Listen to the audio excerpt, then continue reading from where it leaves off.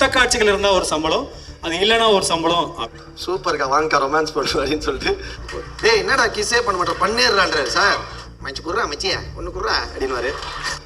அது நல்லா இருந்தது. தினேஷ் அண்ணன் வந்திருக்காரு.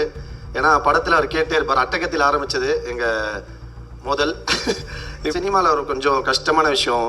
நான் மெட்ராஸில் நானும் ரித்திகாவும் பேரா பண்ணோம். இதில் வந்து அண்ணியாக நடிச்சிருக்காங்க. அதை நாங்கள் ரொமான்ஸ் பண்ணும்போது கார்த்திக் சார் வந்துடுறது. இதில் எங்கள் அண்ணனும் அண்ணியும் ரொமான்ஸ் பண்ணும்போது நான் பார்த்துருவேன். கூலிங் கிளாஸ் ஃபேமிலி எல்லாருக்கும் நன்றி. எல்லாருக்கும் வந்திருக்க ப்ரெசன்ட் மீடியா ஃப்ரெண்ட்ஸ், நிறைய படம் பண்ண டேரக்டர்ஸ் எல்லாம் இங்கே வந்திருக்காங்க.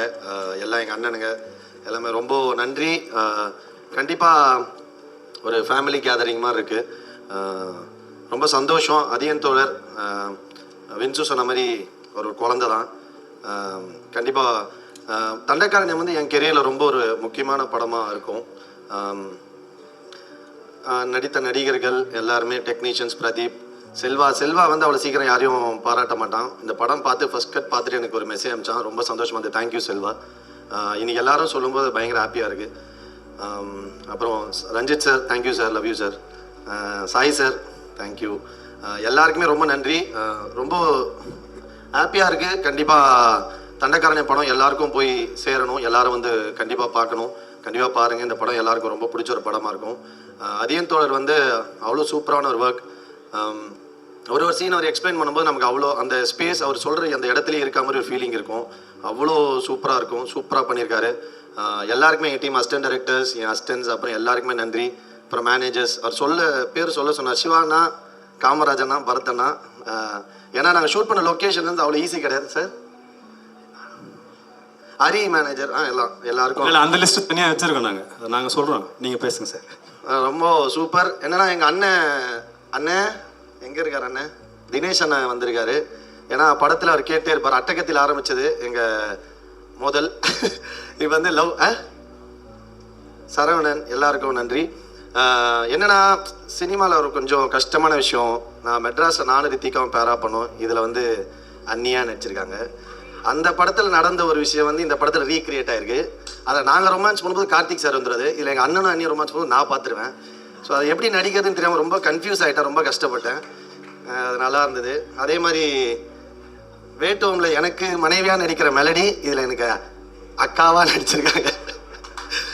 அக்கான்னு கூப்பிட்டு ஃபஸ்ட் டே வேட்டோம் ஷூட்டு போகிறேன். ஃபஸ்ட்டு டேனே ஒரு பயங்கர க்ளோஸான சீனு. என்னக்கா நீங்கிறீங்க? நான் தாண்டா உன் பேர் அப்படின்னாங்க. சூப்பர்க்கா, வாங்கக்கா ரொமான்ஸ் பண்ணுவோம் அப்படின்னு சொல்லிட்டு இங்கே ரொமான்ஸ் பண்ணோம். ஸோ ரொம்ப கஷ்டம்தான். பட் ஆனால் அதை தெரியாத அளவுக்கு அதியன் தோழர் எடுத்திருக்காரு.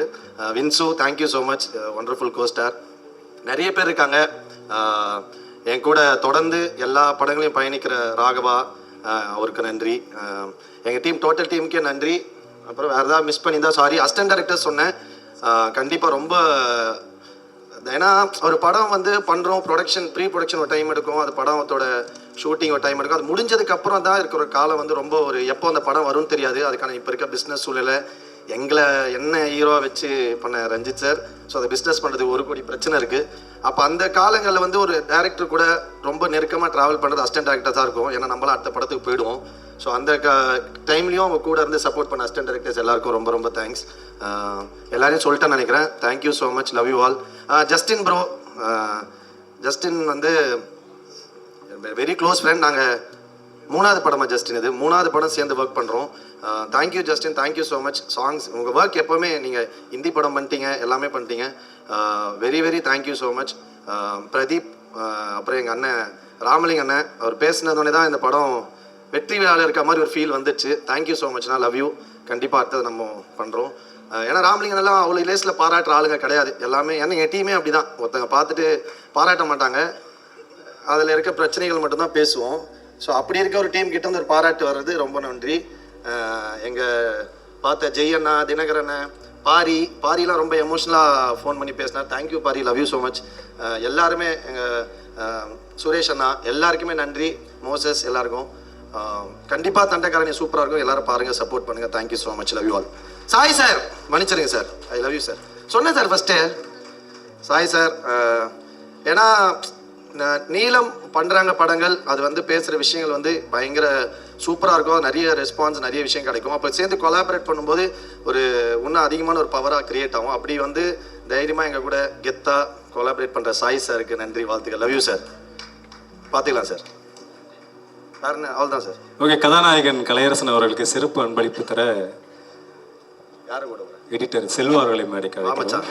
அதுக்குள்ள ஒரு 2-3 ஐயா நீங்கள் வந்து அப்புறம் பாடலாசிரியர் உமாதேவி அவர்கள், நம்ம அறிவு அவர்கள், தோழர் எல்லாருக்குமே ரொம்ப நன்றி. Thank you so much. உங்கள் வரிகளில் வந்து நாங்கள் அந்த ஸ்க்ரீனில் வர்றது வந்து எங்களுக்கு ரொம்ப பெருமையாக இருக்குது. Thank you so much. Love you all. அதில் கலையரசனோட ஈவெண்ட்டுக்கு போகிறோம் அப்படின்னோடனே நாங்கள் ஃபேஸ்புக்கில் கொஷின்ஸ் போட்டோம். அவர்கிட்ட என்ன கொஷின்ஸ் கேட்கலாம் அப்படின்னு. அதில் முதல் கேள்வி வந்து என்னென்னா, இல்லை அதை கேட்கவே இல்லை. இப்போ முன்னாடி எப்படின்னா நான் செத்து போயிட்டுனா ஒரு சம்பளம், உயிரோட தான் ஒரு சம்பளம். இப்போ முத்த காட்சிகள் இருந்தால் ஒரு சம்பளம், அது இல்லைன்னா ஒரு சம்பளம் அப்படின்னு பேசிக்கிறாங்க. அதுக்கு என்ன நீங்கள் பதில் சொல்ல போகிறீங்க? அங்கே நின்று பேசுங்க. என்ன திட்டுவாங்க, நீங்கள் வேற. ஏங்க டேரக்டர் கிட்ட கேட்க வேண்டிய கேள்வி நடிகர்கிட்ட கேட்குறீங்க. இல்லை நீங்களே கேட்குறீங்க. அப்படி இருந்தால் நான் சம்பளத்தை குறைச்சிக்கிறேன் அப்படின்ற மாதிரி ஒன்று. அதே தோழர்லாம் எவ்வளோ ரொமான்ஸ் பண்ண சொன்னா தெரியுமா? அதில் பாதி தான் பண்ணியிருக்கேன் நான். அவர் பயங்கர ரொமான்டிக்கான ஆள். ஏய் என்னடா கிஸ்ஸே பண்ண மாட்டேன், பண்ணிடுறான்றாரு சார். பண்ணிட்டே எப்படி சார் இருக்க முடியும்? அந்த பொண்ணு என்ன சார் நினைக்கிறோம், தேவையெல்லாம் பண்ணிட்டேன் நினைக்காதுன்னா, மச்சி குர்றா மச்சியா ஒன்று குர்றா அப்படின்வாரு.